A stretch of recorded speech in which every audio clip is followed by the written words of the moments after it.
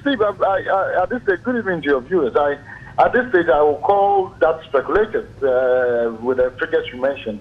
I'll maintain the position that is speculative because I have not cited. Neither of my lawyers been served copies of the application or the documents they filed in the Supreme Court today. We won't say that is the end of the road because there are a series of questions that need to be asked, and I'm sure it's not just about presenting a list and that ends it. It doesn't. So when you say a series of questions, Mr. Ramadan, I need to have a better understanding what you mean by there are a series of questions to be answered. The Electoral Commission is complying with the Supreme Court order and has presented a list that we're told that this comes from 8 regions, and we have the breakdown of various people, number of people from various regions and all. Which questions? Which question? I would prefer we don't go into the figures because that will amount to speculation. Because beneficent sources cannot be confirmed until we see the document that has been filed. Okay. But to come to the issues that need to be addressed. First and foremost, we must ask ourselves the list that has been presented. It's not just about presenting a list. The list that has been presented, is that list credible? One, are those names on that list in the voters list? Truly, did those people use health insurance and registry?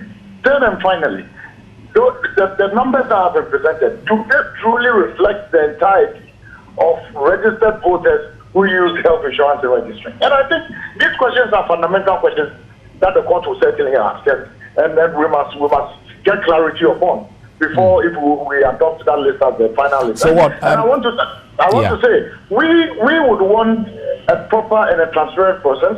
And we want the process done such that it will satisfy everybody and allay the fears and tension within the system. It's obvious you are not satisfied. That's why you're saying there's still questions to raise about this. Is it that you suspect there are more people or what?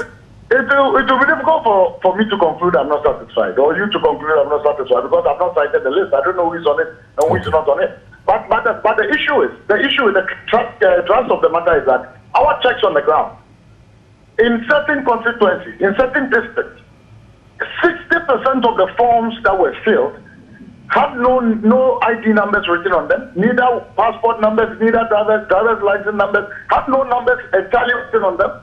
Some even didn't have hometown addresses, where the person hails from, parents' names.